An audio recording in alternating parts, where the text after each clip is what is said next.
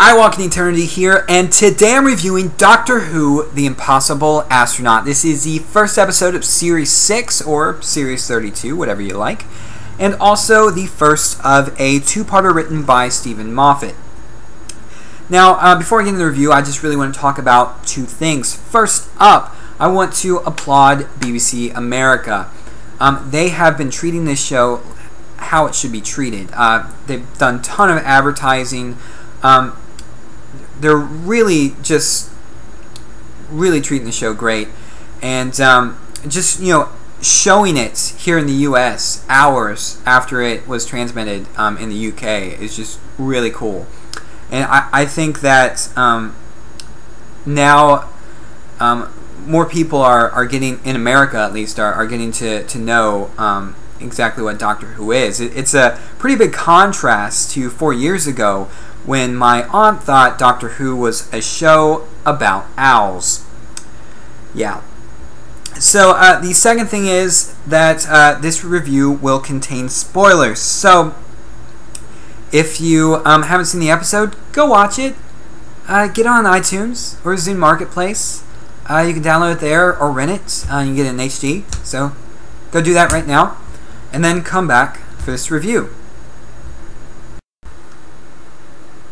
So I'm not going to get into a long synopsis of this episode because the plot is fairly complicated. It's a bit timey-wimey. So, but I think I will start with the one thing that probably everybody's talking about: the Doctor. In the first 10 minutes, he gets killed, and not just, "Oh, I'm dying, I'll regenerate," kind of killed. He gets killed. He is dead. Of course, this is a future version of the Doctor. And apparently he was the one that summoned everyone there. Even summoned his younger self. So, but yeah, I mean, obviously, we don't really have a full picture on what the plot is.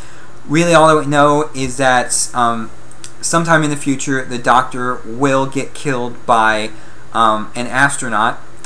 And that's... With the younger version of the Doctor now, they are facing off against an astronaut who is apparently a little girl. I know it really it sounds ludicrous, but this is the plot, and for the most part it worked really well, I have to say. And the silence, they finally made an appearance in this episode, and they have a really cool power. I mean, when you're looking at them, you know that they're completely there, and then the minute you turn away, they wipe your memories of them. So, I mean, you do not remember seeing them at all. Of course, Amy did take a picture on her cell phone, so that should probably come back a few episodes down the line. And of course, then we find out Amy's pregnant. I hope that... I mean, usually when you add the pregnant subplot to any TV show, it usually doesn't lead to a great story. But who knows? Who knows? Because honestly, really, it can only go a few different ways with Amy. That she gets through this season, and Amy and Rory live happily ever after and have their baby. Or the baby dies, and Rory blames the Doctor, and because, obviously Amy hasn't told Rory, and the first person she tells is the Doctor. I think Rory's going to be a bit ticked about that. So, yeah, I mean, there's going to be some nice drama coming off of that. But, yeah, I mean, as far as River goes, a lot of people don't like River. I'm to the point now where I still like her, but I'm kind of feeling right now, yeah, this is kind of the same old stuff. Really, reveal who she is already, which obviously they've already said that they're going to do this year, so not much more waiting for that. as far as Rory goes, he didn't really have much to do in this episode. Judging by the Next Time trailer, looks like he may have a bigger role next week, so I'm looking forward to that. As far as the acting goes, I think all across the board it was really strong. I mean, Matt Smith is as good as always. Really good as a doctor. He's becoming one of my favorite doctors now. Of course, I love them all. Karen Gillan, I think, has gotten much better as an actress. Arthur Darvill is as good as ever, and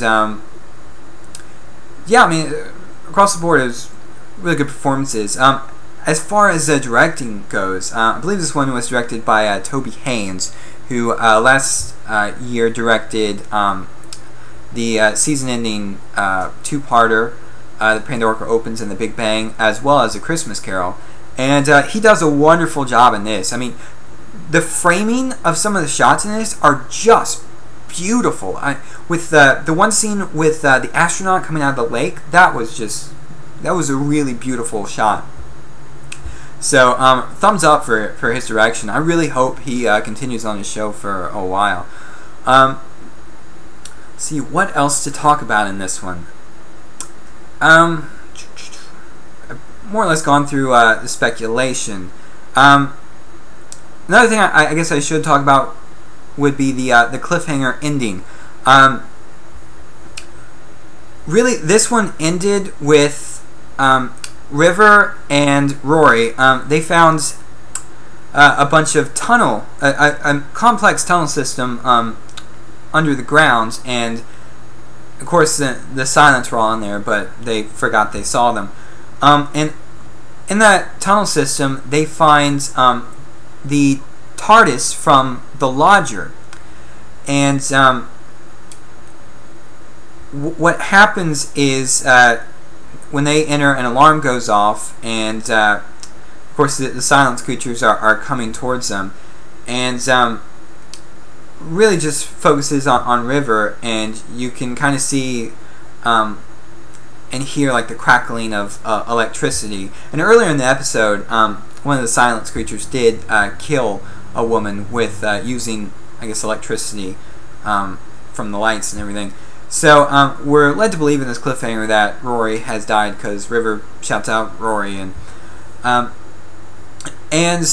the other one of the problems I have with the cliffhanger, I mean, obviously Rory's not going to die because one, you killed him twice last year, and so killing him again so soon is ridiculous.